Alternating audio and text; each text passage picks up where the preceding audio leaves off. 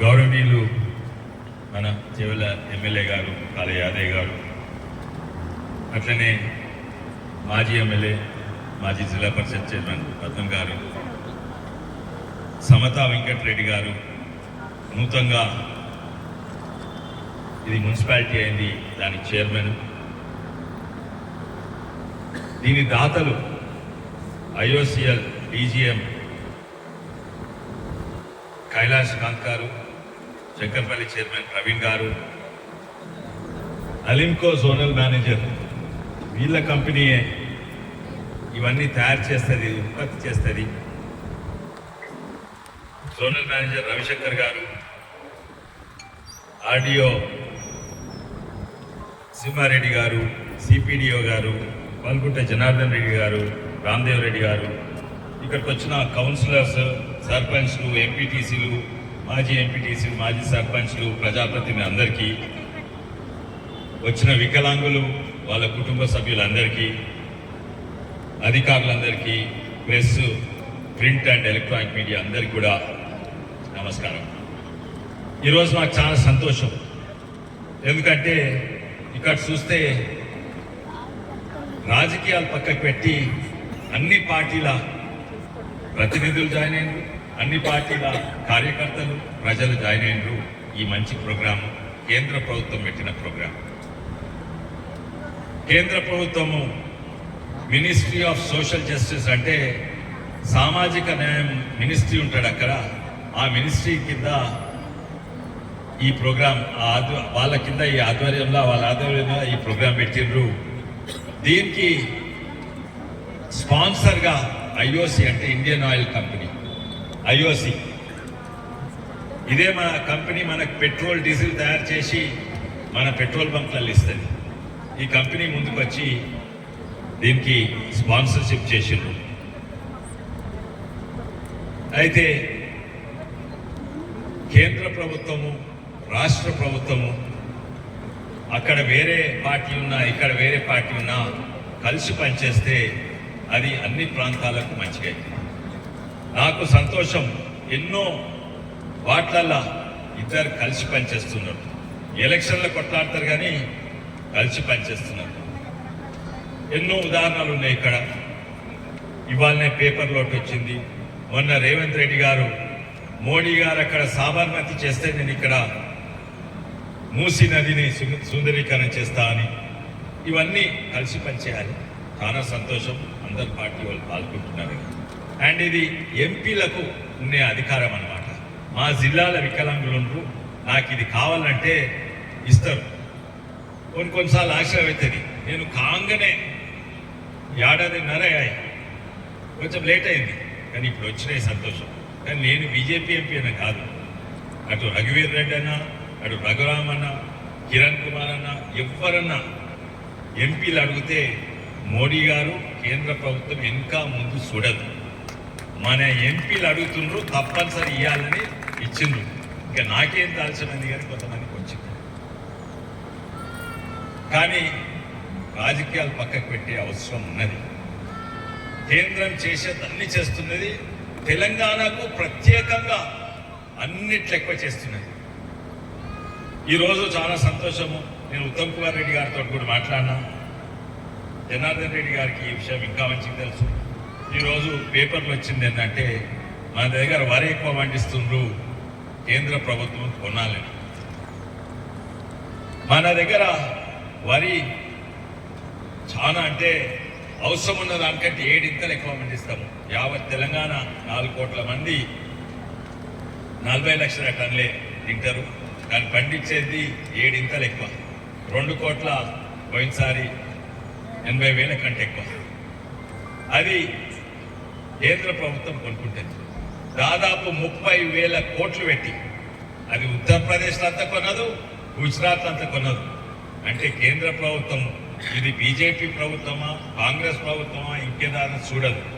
అన్నిట్లో ఎక్కువ మన తెలంగాణ రైతులను ఆదుకుంటుంది, కొంటున్నది 30,000 కోట్లు. మీరు ఉత్తమ్ కుమార్ రెడ్డి గారు పోయినసారి కూడా కొన్నది, ఈసారి కూడా కొంటుంది. ఇంకా ఎక్కువ కొనమని విజ్ఞప్తి చేస్తున్నారు. బహుశా ఇంటుండొచ్చు. కానీ వరి ఎట్లా పెరుగుతుంది? కాళ కాళేశ్వరం నీళ్ళ వలన కాదు, కేంద్రం ఇచ్చే యూరియా వల్ల పెరుగుతున్నది.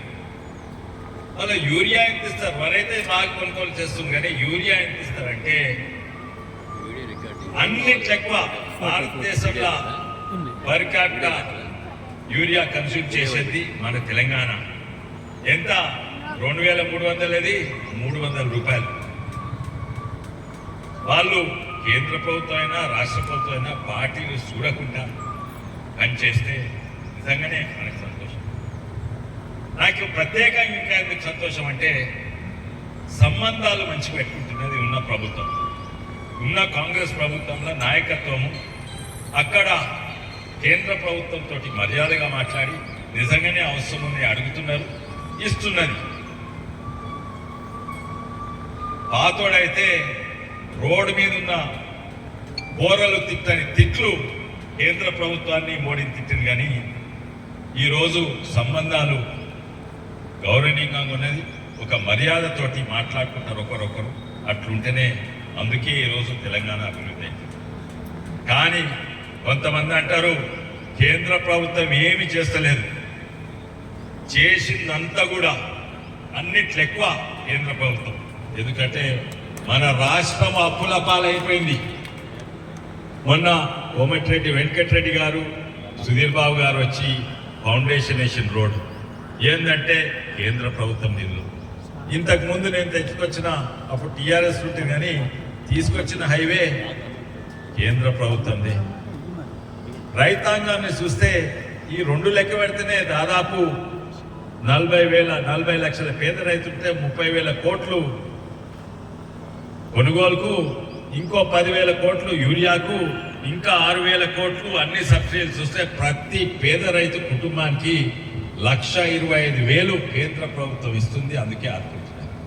ఇక మీకు అందరు తెలుసు, ఎలక్షన్లో మేము వాడుకుంటాం, మీరు వాడుకుంటాం, టీఆర్ఎస్లో లైట్ బుగ్గల కాడి నుంచి శ్మశాన వాటిక వరకు ఇస్తున్నది. అయితే గుర్తించాలి, ఎవరు మంచి పని చేసినా, కేంద్ర ప్రభుత్వం చేసినా రాష్ట్ర ప్రభుత్వం చేసినా అది గుర్తించాలి, అప్పుడే బాగుపడుతుంది. ఈరోజు తెలంగాణ బాగుపడుతుందంటే మంచి సంబంధాలు పెట్టుకున్నారు ఇక్కడ సీఎం రేవంత్ రెడ్డి గారు అక్కడ. కానీ తప్పు ప్రచారాలు చేయవద్దు. నేను మంచోని ఇచ్చటోన్ని తిడితే ఇవ్వబుద్దే కాదు.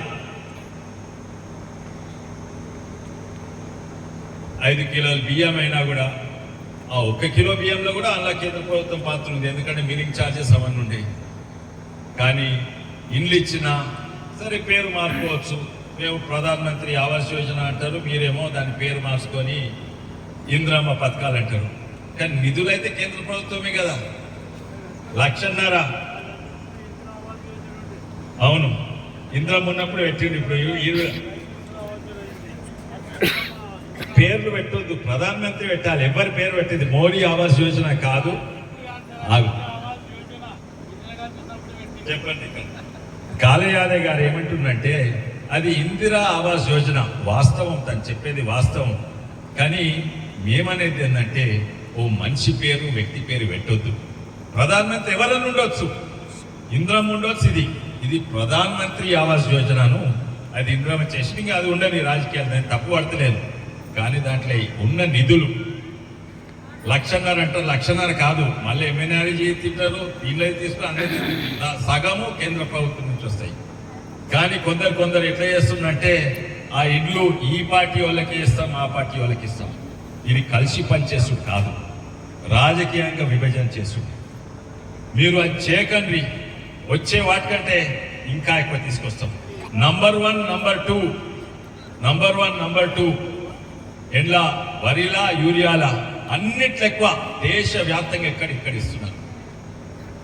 ఇట్లా మంచి సంబంధాలు మన రాజకీయ నాయకులు ఏ పార్టీలు ఉన్నా, అక్కడ ఏ పార్టీలు ఉన్నా పెట్టుకున్నప్పుడు నిజంగానే అభివృద్ధి అవుతుంది.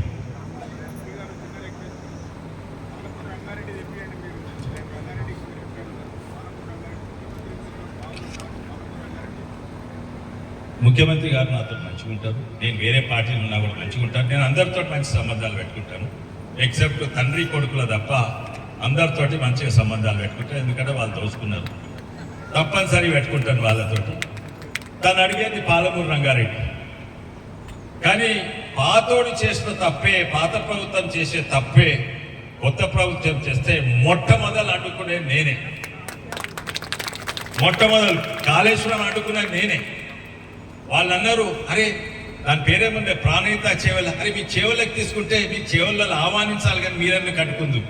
ఎందుకంటే అసాధ్యమైన ప్రాజెక్టు అది ప్రాణహిత చేవల్లో ఉండే, దాన్ని ఇంకా అసాధ్యమైన చేసింది. పాలమూరు రంగారెడ్డి కూడా మంచి ప్రాజెక్టు, దాన్ని ముక్కెక్కడ అంటే ఇట్లా చూపెడతారు, కానీ కొంతమంది ముక్కెక్కడ అంటే గిట్ల చూపెడతారు. గిట్ల చూసే ప్రాణహిత చేవల్ వద్దు, గిట్ల చూపెట్టే పాలమూరు రంగారెడ్డి వద్దు. జూరాల పక్కకే ఉన్నది, అక్కడి నుంచి తీసుకురండి, నేను పోరాడతాను. మీరు మళ్ళీ కిందికి పోయి మళ్ళీ కేసీఆర్ టెక్నాలజీ, మెగా కృష్ణారెడ్డి టెక్నాలజీ అంటే నేను అడ్డుకుంటా అడ్డుకుంటా అడ్డుకుంటా. దేశాన్ని రాష్ట్రాన్ని నాశనం చేసే ప్రాజెక్టులను అడ్డుకుంటాను. 1,00,000 కోట్లు మునిగిపోయినాయి. అయితే ఇవన్నీ అందుకే మనం కలిసి పనిచేద్దాము. నేను ముఖ్యమంత్రి గారు ఆ కాళేశ్వరంలో 3 బరాజులు చేస్తారు. ఇప్పుడు ఆ కాళేశ్వరం రిపేర్ చేస్తే ఉన్న తెలంగాణ ఇంకా ఎక్కువ అప్పుల పాలైపోతుంది, అది నాశనం అయిపోతుంది. కూలిపోయింది కూలగట్టే ఉంచాలి, దాన్ని కూడా కలుస్తాను నేను. ముఖ్యమంత్రి గారు పాత అక్కడి నుంచి తుమ్మడి హత్యించేస్తా, దానికి నేను అంగీకరిస్తా. ఉత్తమ్ కుమార్ రెడ్డి గారిని అంగీకరిస్తా, జూరాల నుంచే అడుగుతున్నా. అయితే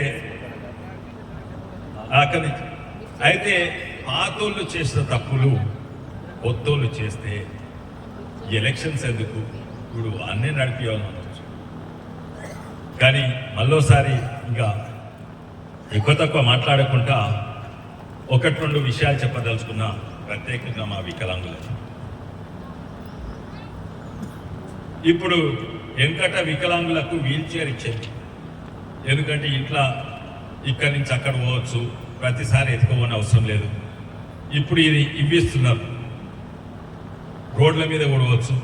ఇంకా అడిగేది ఏంటంటే మన రత్నం గారు స్కూటీలు అడుగుతున్నారు. స్కూటీలు అవసరమా? వెనకటి అవసరం లేకుండే, ఎందుకంటే వికలాంగులు ఎప్పుడు ఇంట్లోనే పడి ఉండేది, బయటికి పోతలేరు. ఇప్పుడు దీంతో బయటికి పోతున్నారు. రేపు బయటికి పోడే కాక ఉద్యోగాలు కూడా చేస్తారు.